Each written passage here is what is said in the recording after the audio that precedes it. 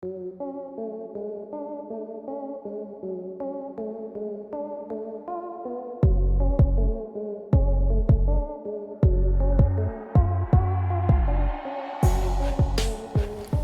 today's cup of coffee, do what brings you joy. Bludgeoning child may bring me joy. It has brought me joy in my imagination many times. Oh, jeez. Pradisek will bring you joy. At least he's feeling better. Mm-hmm. So thank you all for the prayers and the well wishes and stuff like that. So I would rather him be acting out in very Aries than droopy. Yeah, it's Aries season. Yeah. Not only that, we have high wind, and it's not even supposed to hit until 8 o'clock. It's not storming either. It's just high winds. Well, there's a storm front that's going through, and at least we don't have any kind of tornado. It's already about to knock our lines out. At least we don't have any tornado warnings. So some of those folks that are to the southwest of us very much, so be in prayers for those folks too. It's already not about to knock our lines out. Right. That's why we're trying to record quickly. Yes. So, very interesting. God, very interesting topic today. And this was something that this gentleman I had been aware of for many years. And I don't know why we hadn't talked about him before. But we're going to do it today. And that is Father Malachi Martin. And instead of calling it Malachi like most people would, he pronounced it Malachi. So I will, to honor his memory, definitely go ahead and call him what he chose to be called. I mean, I've heard you talk about him before. Yeah, he was, if you were listening to Art Bill, he was on there quite a few times. Mm-hmm. And if I remember, I will put the links to the Art Bill interviews and stuff with him on in the description box. If I don't, it's just, run a search on it and you can find it. And this comes from, got names that I should not even attempt, but I'm going to attempt them anyhow. Darragh McManus, and this was written January the 13th of 2017, and this comes from the independent.ie. I don't know what the IE stands. I've never heard of that. But it's the article is entitled "The Strange Case of Father Malachi Martin, the Kerry priest who stars in Netflix new documentary." And of course, links will be in the description box. I am not advertising for Netflix for anything ever. 2017. Yeah. So okay, now it's not new. I know, but that is the name of the article. That's the title of the article. So I give the correct name, and then people can do the maths. Okay. Anyhow, it says, and I liked how this was written at first. He says, "We may live in a largely post-religious world, but for most of us, there's something enduringly compelling about things like Ouija boards, haunted houses, demonic possession, and exorcisms. While the rational brain insists none of this is possible, some deeper, more elemental part of the psyche still feels that tickle of dread from time to time." I think that first sentence, a largely post-religious world, maybe that's the reason we're in the shit we're in right now. I mean, how's that working? Not too good.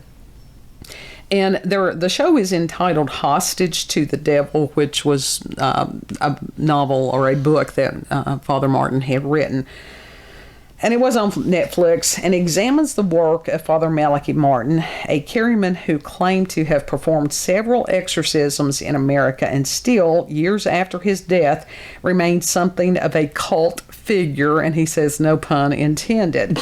The film was made by Dublin-based Underground Films and Causeway Pictures in Belfast. As Underground's Rachel Lysech, we're just going to call her Rachel, okay? Who produced the documentary, points out, quote, "People have a fascination with this stuff. I think it's what we can't explain or understand. Nobody can prove without a shadow of a doubt that the devil is real or not. So it becomes this continuing question and investigation. Stories of exorcism obviously speak to something in people the world over of all different faiths," end quote. Though the documentary focuses on Malachi Martin's stateside career as an exorcist. His entire life was quite incredible, more the stuff of fiction than reality. And Rachel reckons that Malachi's life would deserve a multi-part series because it was pretty amazing. He did a little bit of everything. We could call her Rachel Bonaducci. Just out of shits and giggles. She's Irish. What the fuck is Bonaducci? I don't care. Italian. And? Fucking race swap that, okay?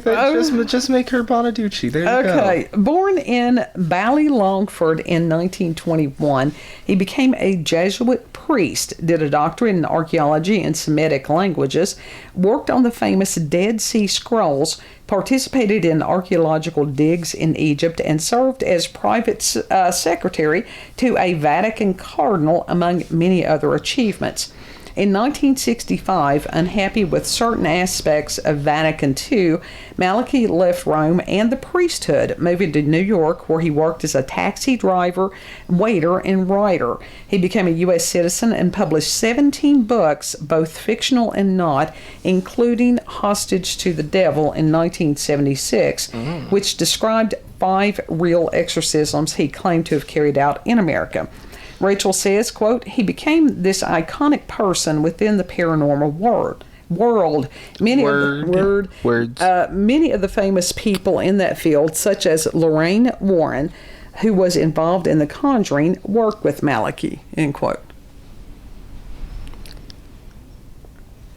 I don't know what he's doing. He's doing... About to eat the microphone. Don't eat the microphone. They can't see that.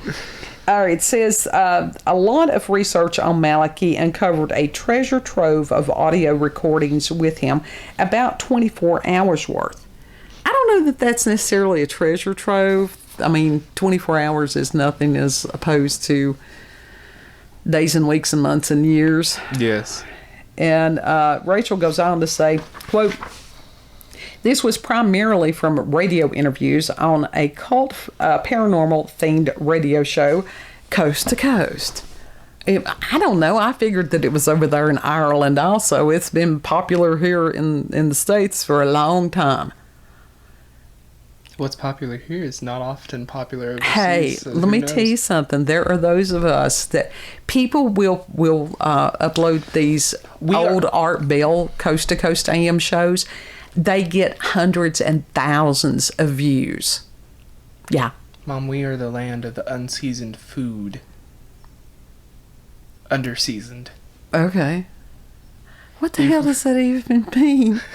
We are in the land of unseasoned food. Like, underseasoned food. Do you really think, like, stuff that's popular over here is more than likely going to be more popular over there in America and other states? It's radio. It's radio. Not all radio catches other countries. It's not always popular. All right, folks. Those of you that are from other countries, are you aware of Coast to Coast AM? Have you ever heard of Art Bell or George Norrie? Just let us know in the comments. Yeah. Anyhow. Because not all the time stuff like that, catches overseas. There, for a while, as far as paranormal type things, Art Bell was the shit. Oh yeah, Art Bell was the shit back in the day. He started this stuff. But now I don't know that many, like, people are into the paranormal, but I don't know if they're into it like they were in the 90s and early 2000s. Oh, sure they are. Because there's a lot more choices as far as where they get their information. I mean, we have internet. You've got all these different platforms where you've got videos and stuff like ours. You've got websites galore. You've got, radio podcasts and different things like that, radio shows. I mean, ghost hunters. How many shows on Disney alone, or not Disney, it's Discovery, and that have about the paranormal? I mean, there's a good amount. That's their big draw. So, yes, I think people are more interested in the paranormal now than ever. I would hope so. But Art Bell was my radio hero. It says from 1995 to 1998, Malachi took part, and this goes back to the Coast to Coast with Art Bell, and listeners would phone in and talk to him about things that had been disturbing them, say if they were thought to be some sort of satanic activity happening. And she further states Malachi was frequently critical of the Catholic Church and spoke of a lack of support for those he felt were being inflicted by something demonic. Even now, every Halloween, the show plays some of those interviews and gets over 1 million listeners. It really struck a chord, end quote. Yeah. Okay. They're pretty intense if you listen to them. Malachi's first exorcism took place in Egypt in the 1950s, though the film concentrates on his actions from the mid-1960s. Hostage to the Devil doesn't include interviews with survivors of exorcism, primarily because they're hard to find and reluctant to go on camera. I don't blame them. Who would want to be like, hey, I'm possessed? Well, no, it wasn't. Right. We have been searching for that for years. Mm-hmm. So it says, but there is footage of alleged exorcisms. Essentially, the film asks, who was Malachi Martin? As one contributor puts it, a warrior for Christ, or was he a fanaticist and a charlatan? On the one hand, people who sought his assistance did so because they truly believed he could help. Many who worked with Malachi spoke glowingly of him, end quote.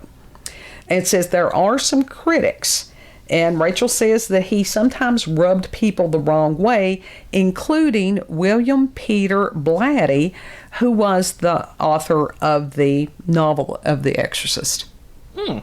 And Blatty himself had studied for the priesthood.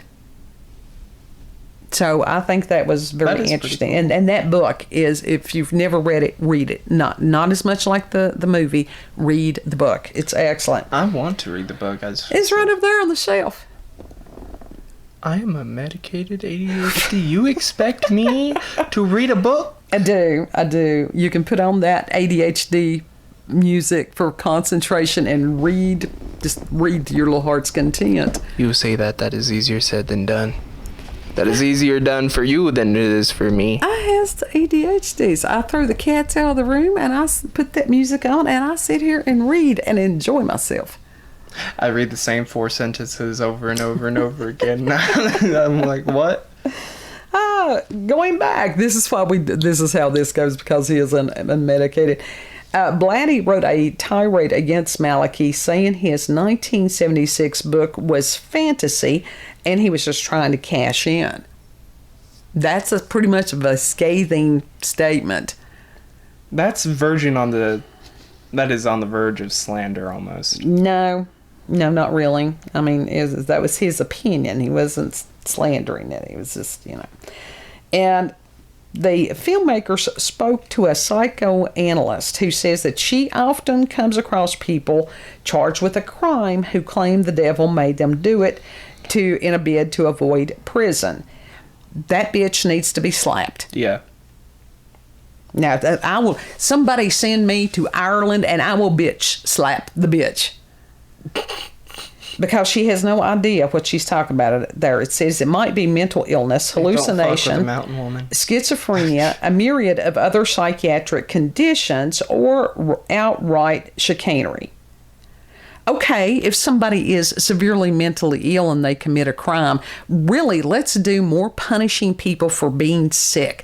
What the hell is wrong with her? What kind of a psychoanalyst is she? She needs to lose her damn license. Oh, Lord, she's on the first. I am. She's on a rampage now. You don't upset the mountain woman. Well, the thing is, I thought you would find that funny. Yeah, well, that was one of the radio titles, so that doesn't faze me. Ask your father. And it's one of those, because that we have had personal knowledge and have worked with people who are in prison that are both severely mentally ill and some possessed. Well, you worked in that field. I did. Still minister in that field. Because God did not give me an easy tour of duty. And I don't know why. I just want the prices of the lumber to go down. I want the prices of gas to go down. That's all I want. Anyhow. Rachel notes that psychoanalyst had said, you have to question everything and always remain a skeptic. You need to rule things out. Okay, I'm questioning this woman's qualifications. There you go. Well, she does have a point. You do rule things out. You do. But Rachel also said that sometimes you have to rule things in. I thought that was a pretty cool statement. Yeah. She says, our film interrogates the question, is the devil real? I would be skeptical myself, and 9 times out of 10, there's some other explanation for these strange goings on. But I used to have a much firmer position on what I thought was true or not true. Having spent time with these different people, knowing they have integrity and hearing their stories about paranormal experiences, I have more questions now. I recognize now that there are more areas of gray than black and white, end quote. Yes, because it's one thing to sit and ponder it. It's a totally different thing to observe it or, experience it. Yeah. So there's spectrum. You're on the spectrum of belief. Well, that's possible, but because that we have had the paranormal, events, lots for me all my life, and to be disbelieved, does it trigger me? Oh, hell yeah, it triggers me, as people can tell. There's other people out there that have gone through the same thing, especially if they were kids, being told by parents that they were fantasizing or lying or attention seeking or anything like that. So yes, it pisses me off. Also, I scare the shit out of myself when I look in the mirror, so. Oh, shit, quit that. Also from the New York Post, and I am going to try this name. It's a name that I shouldn't even be allowed to attempt. All right, what did we say? It's Lia Eustachewich. That's as close as it's going to get. And it's going to be from January 13th of 2017. Article is entitled, Exorcist Priest Died After Possessed Child Spoke to Him. It says a possessed child is believed to be the culprit behind the death of the Irish priest who inspired The Exorcist, a new documentary claims. Malachi Martin went to perform an exorcism on a 4-year-old girl in Connecticut in 1999, but mysteriously died soon after when he was pushed by an invisible force. In the Netflix documentary Hostage to the Devil, Martin's pen pal and former CIA agent Robert Marrow recalled how when Martin went to greet the girl in her home, the child said to him, quote, "So you're Malachi Martin, and you think you can help her?" End quote. This is a 4-year-old. Morrow frequently drove Martin to carry out exorcisms and said he was there the day of the creepy interaction, according to the publication The Mirror. And going back to Rachel, who had been interviewed by The Mirror, she stated, Robert is a former CIA agent, and this is the most disturbing thing he had ever seen in all his years working for the U.S. government, end quote. So that's pretty impressive right there. Yeah. Martin died at age 78 after suffering from head trauma in the fall. That was in the movie too. Yeah. Yeah. I would like a copy of that movie. Okay. I want a copy of The Exorcist. Okay. Not the remake. Not the sequels, but the original. You can buy it off Amazon. Well, yeah, but I want a vintage copy. I want a VHS. Then look on eBay. What is that? Yeah. I mean, it was a damn good movie. It was a really good movie. But from what you told me, the book was way better. The book is much better. Of course, that's usually how it is with all movies.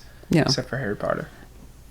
True. Well, now, there's things, even within the Harry Potter movies, that the book is more detailed. Oh, yeah. But stay focused on Father Martin just for a moment.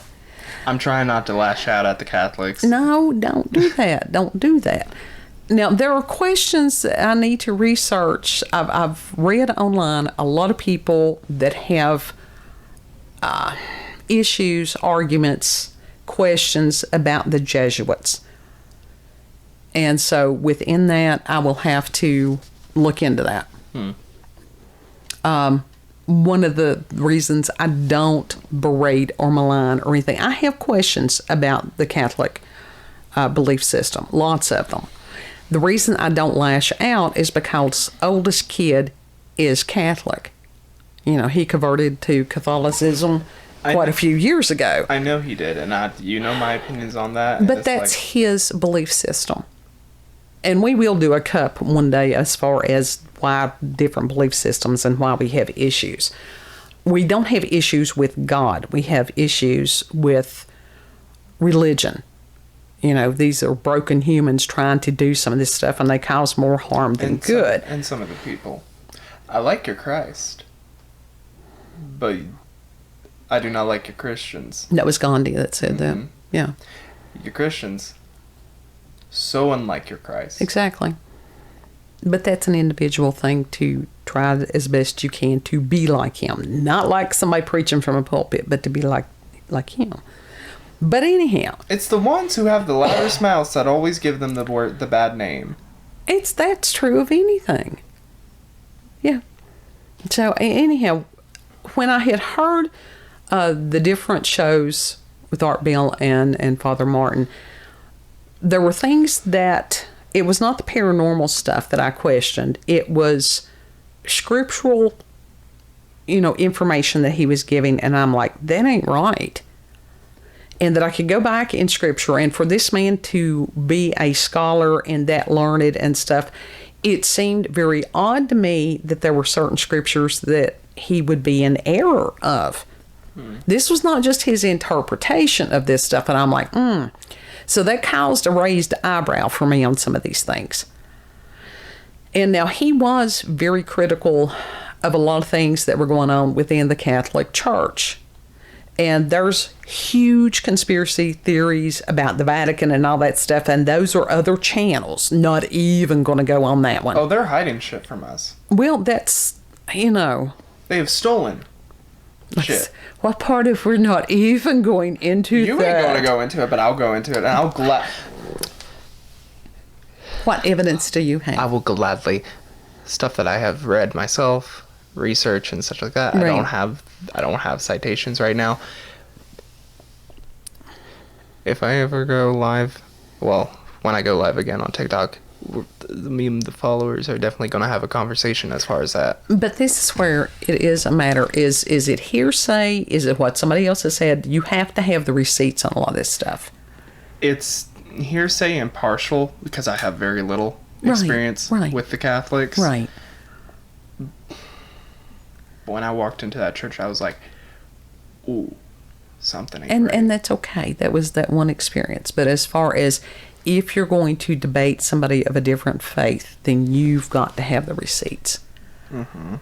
And as Kid and I were talking before this, as far as when you have somebody that has an unclean spirit or a demonic spirit, there's actually a difference, and it has to do with rank. There is ranking amongst demons and unclean spirits, forces of darkness, whatever you want to call them. A lot of times people call them demons just as a blanket term, but that's not what all of them are. Yeah. Demons are actually the disembodied spirits of the Nephilim, which were the product of human women and the fallen angels. Okay, so now that we've got that cleared up. But there were other things here. There were unclean spirits that can influence and at times take over someone. There's different forms of possession. There is total possession for the demon. The entity is totally in control of that person. There's such a thing as transient possession, which means that it will be in control of that person from time to time. It could be months, it could be years, and then it will release the individual for a while for some unknown reason. Then the person has no memory of what happened while they were possessed. A lot like DID. Yeah, absolutely. It's a lot like DID. And living what we have lived and seen what we have seen, and it's just like, oh shit. And having the paranormal manifestations and all that goes with that. It's interesting because when you talk to someone and you say, hey, we have seen this it's evidence of it's some kind of unclean spirit, demonic possession, what have you. Even here, people were like, you need to go talk to a priest. And a lot of times what it is, because I looked at the process, you go to a local priest and there is this huge bureaucracy. They can't just say, bring the person in, whatever.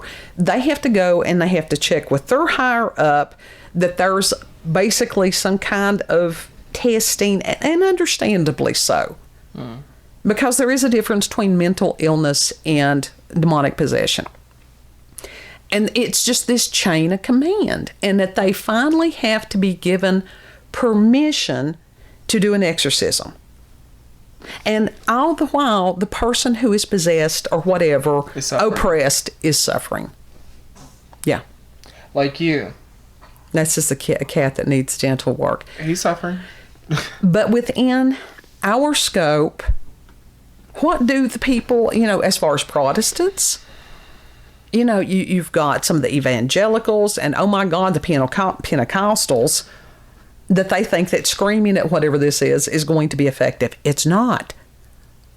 I wonder how the Amish deal with that. You know what? That's a good. I don't know. I have my opinions on the Amish too, but I think it's. Do they even have? Do they have? People that are possessed. I don't know. That's a good question. More than likely. Because spirits are different places, and it's not necessarily that you did something or that you conjured it. You can be in the wrong place. And that's just like they were talking about Father Martin being in Egypt. And I heard somebody's testimony one time. I mean, I was actually there when this person said that she had gone some kind of tour through the pyramids in Egypt, and that there was some kind of entity that attached itself to her. Yeah. She was serious. I've heard a lot of things about, people going, like, just simply visiting different countries. And it's not that they were doing anything wrong. They weren't provoking anything. Right. They weren't interacting with any of the spirits. They had no they had no involvement in the spiritual realm at all in their travels. They just traveled because they wanted to, and they came back with something. Yeah. And see, this was one of the things as far as the Native Americans, they had, it's like some ground was sacred and some was cursed, and they knew that. And some of those places that were cursed, you didn't go. Like burial grounds. That's a sacred place. You do not desecrate a burial ground. Well, that was a sacred place. I mean, it's just like even today going through a graveyard and doing some of these things that people do. That's just like this thing. It's called soaking. That is not a Christian activity to lay down on a grave. Who the hell? You're literally soaking in all the spirits. Yes. And all the energy that is there. So if somebody tells you that is a Christian activity, run like hell. Because the church was infiltrated centuries ago. You treat the land with respect. I'll go and I'll gladly clean the tombstones for free. If I had the opportunity, I would love to do that. But I wouldn't desecrate them. You don't lay down on a grave either and let somebody whatever soak in what. Yeah. That's crazy. And Kid and I do from time to time. We will go, on tours of the different cemeteries. We love them, especially the ones that are the really old ones. When we go through, it is a matter of speaking our intent. This is why we're here. We mean no disrespect. We don't do anything to try to upset any spirits that could be there. You don't even have to verbally say it. No, I do. I speak it out. So, but some of these other people, no. So the other ones that's sitting there going, okay, what do we do with this? And recently I had asked some folks that are Arabic, and of course they're Muslim, what their culture does if they have somebody that's possessed.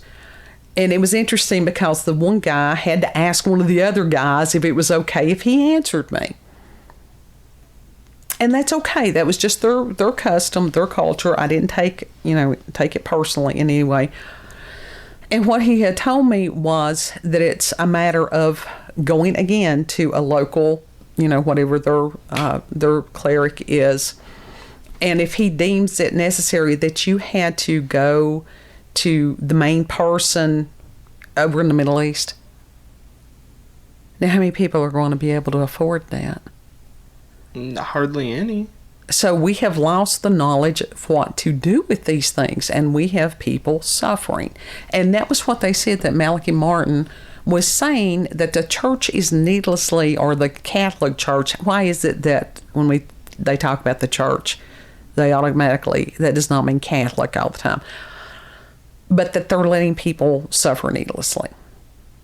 He was a very interesting man, and what he had seen or what he discussed with Art Bell, there were times I had to turn it off because I'm like, nope. It just got to that level of intensity, or something wasn't right. There was something within me that's like, turn it off. So I listened and went on. Okay. So, yeah.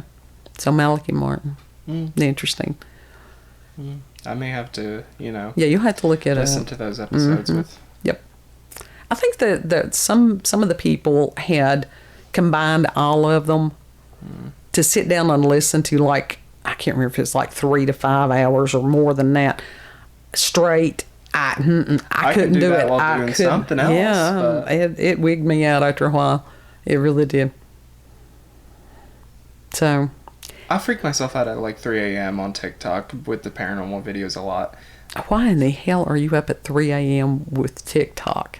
That sounds like a good way to get possessed. I can't sleep. Can't sleep. Open TikTok.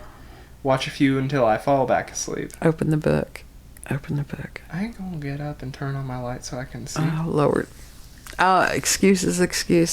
I'll stick a Halloween flashlight up my ass and put it up and go and crawl up there. Like, there we go. They actually do have book lights that you can get. You could just clip it onto the side of the railing. Yeah, they did that with the Game Boy. It was called the Worm Light. Anyhow, before we get off on another tangent, if you've had experiences with supernatural, paranormal encounters, UFOs, aliens, cryptids, if you or someone you love have had experiences of the demonic or unclean spirit kind, if you're aware and have stories about Father Martin, if you've got local myths, legends, families, send all that to us. Yes. cupofcoffeewithscream@gmail.com. Email address is also in the description box. All needed information is in the description box. If you like this video, don't forget to like, share, comment, and most of all, subscribe and click that little It's contagious. You did this to me. I did. You did this. I did. Don't forget to like, share, comment, and most of all, subscribe and click that little notification button for daily notifications of our daily uploads. Thank you all. Have a good... You all have a beautiful, blessed day, and we'll see you on the next cup. Listen to some Jack Stauber. Bye. Electrify my heart.